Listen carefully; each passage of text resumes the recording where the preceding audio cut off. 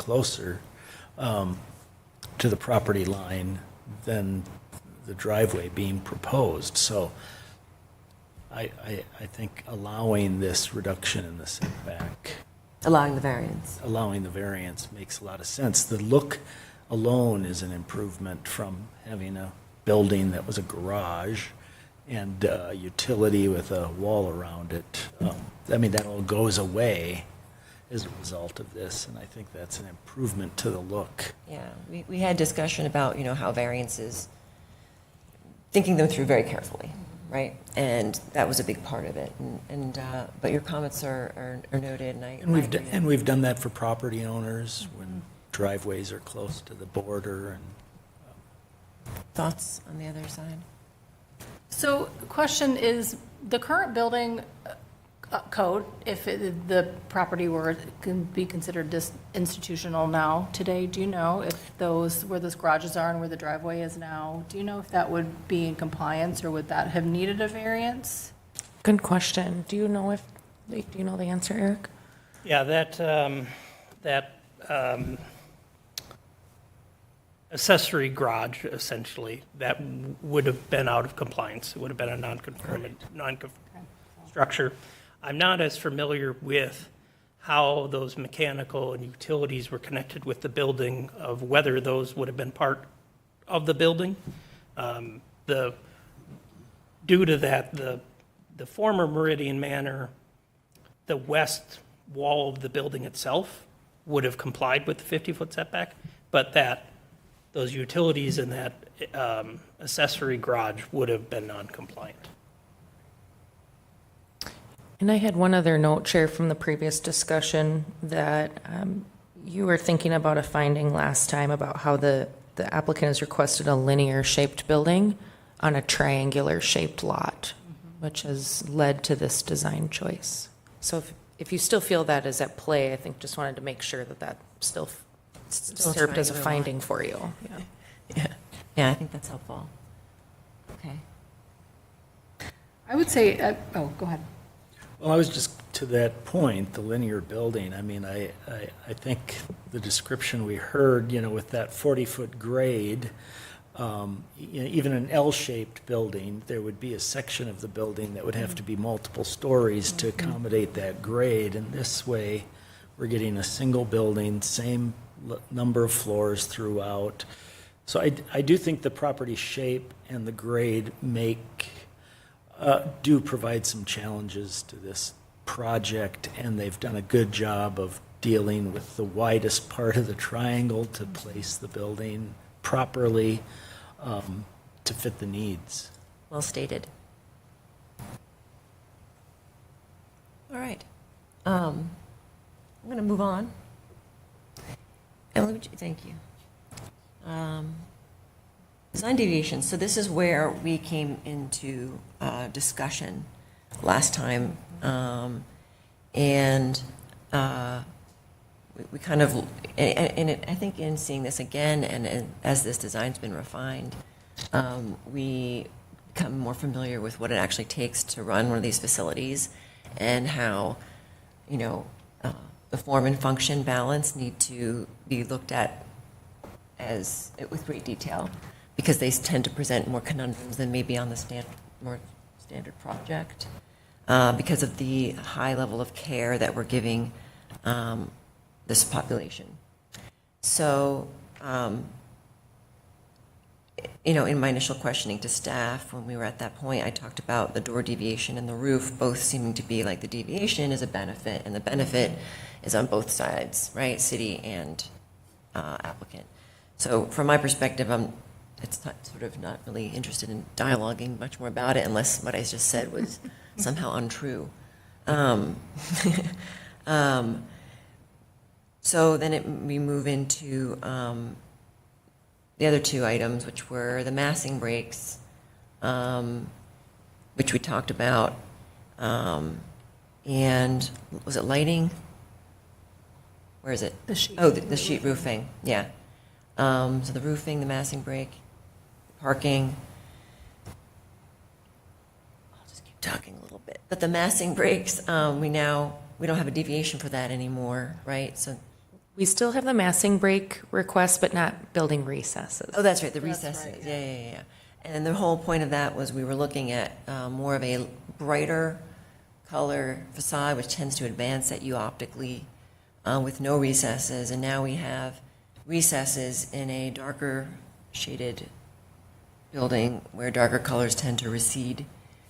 Like it or not, aesthetically, it is a form, it is a design thing that happens optically, which would, I would think those are the goals we were like we set in motion. But that's what I'm seeing, and interested if anyone else is seeing something different or not. I think the fact that the second level is almost solid glass on both sides, almost skyway-like, really creates an openness in those masking breaks. I know the recess is in compliance. I wish it even recessed a little more on the first level because it just feels too flat, comes too far out, even in the dark brown color. But I guess I didn't really catch what was in those spaces, but it feels like, to an earlier point, that it could be, even feel like three separate buildings if those recesses were even Can we put that a little deeper. Yeah. But back up there? Thank you. Yeah, it's almost like a big garage door there now, or a solid wall, and it. you know what I did like about how it does sort of pull away from the street in its design, right? So it's like it's fading away, and we don't really get that. Well, it's hard to really imagine what that's like, but it does do that. And I would say that that's a benefit because it's, again, receding in some fashion, if you will. Cool. What other thoughts on the design components, deviations? I like the changes that they made. I think the building itself looks really nice. I actually like that, that like little, like, what did they call that? The void.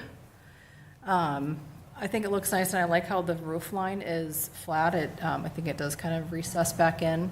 And I like the change that they made with the porte cochere, with the sunroom that went all the way over. That just felt really heavy and intense, and now it's coming back a little bit, so I think that looks a lot better. I don't have any problem with the parking. They've talked about berming it. I know that the neighbors across the street have been very concerned about that and very concerned about the screening. So I think just hats off to you all for listening. Thank you for listening to us. It's been a long journey for, I live there, and so it's been a long journey for us neighbors, and so I appreciate the time and effort that you all took, and hearing us and putting that berm up, I think will be helpful, and hearing that, that parking is really going to be for daytime visitors, and your deliveries and your staff are in the back. I think that will make a big difference. So, I think at core, I don't love a variance on the setback because you have a brand new building and a space, but I get the constraints of the property itself. So I'm still like not 100% on the fence on that, but I think everything else is good from my perspective. Yeah, those are really good comments. Thank you. Anyone else have any thoughts? More? I mean, that sounds like a really good discussion. I would agree wholeheartedly. I think you have been listening. I think it's very clear. And I'm glad we kind of looked at these conundrums a bit more deeply. I think it's really, it's hard for us to understand it fully because it's a specific business and we're looking at the application over and over again. So as a resident, it's going to be even more challenging, quite frankly. So I hope that some of that has kind of emerged here in tonight's meeting. It's too bad there's not a picture with the trees in front. I mean, that's, I think that would only be a dramatic improvement. Unless you want to see the building more. And Chair, we could ask, if you recommend that those images be included for the Yeah. council meeting, we could follow that recommendation. Absolutely, because we're already inside the complex here. Mm-hmm. And what's really concerning to a lot of people is how this is perceived from outside of the complex. And what's really concerning about the people inside the complex is how it's functioning. So the tree wall barrier is, I think, really important in this particular presentation. I had a question that's around lighting, and I know that I had a question statement, where there was a presentation about the lighting and the candles and all that. I don't see any fixtures, though, like aesthetically, and how they'd be placed, and I know that sometimes those things can be somewhat overlooked. I was really happy when the car wash had its lighting adjusted, and maybe people have a residual, like, uh-oh, I don't want the car wash next door. So before we have to make an adjustment, I'm wondering what we understand about lighting in terms of fixtures. Well, I could certainly describe where the lights are located. So they have 3 lights in the front parking lot, one, so not attached to the building. They have 3 standalone lights in the front parking lot, basically one at the east entrance, one in that west group of 25 parking stalls, and then one on the far west side for those 7. They have one light in that drive down on the west side to get to the rear, and then they have a double light in the back to light up that rear parking. For the building itself, they have a light basically at the portraiture, so right in front, but it's, underneath the portraiture shining out.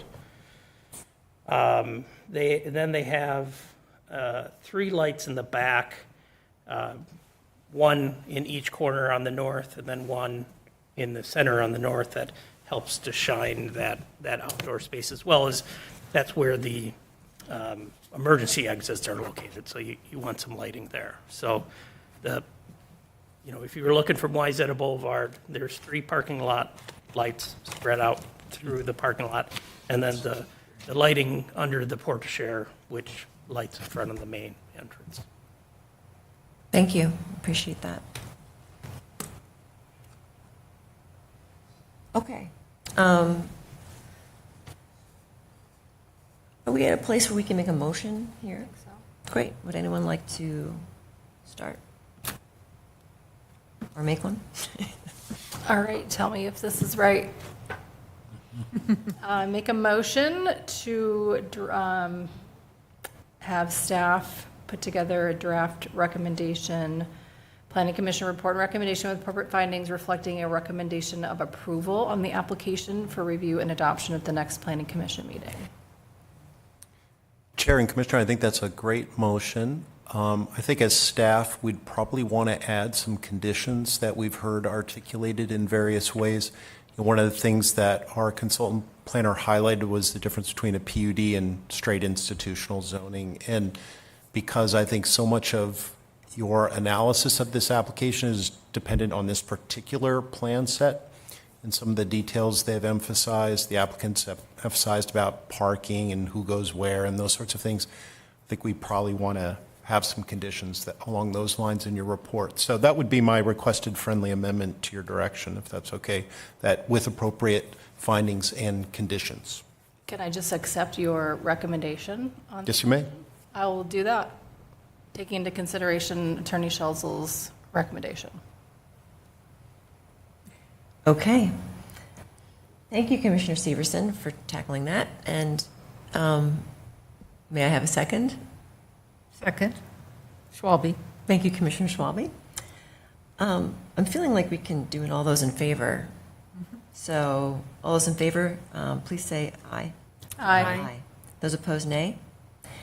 The ayes have it. The motion passes, and the draft report and recommendation will be on the consent agenda at our next meeting and after adoption for City Council for their consideration. Thank you, applicant and staff and members of the public for your participation.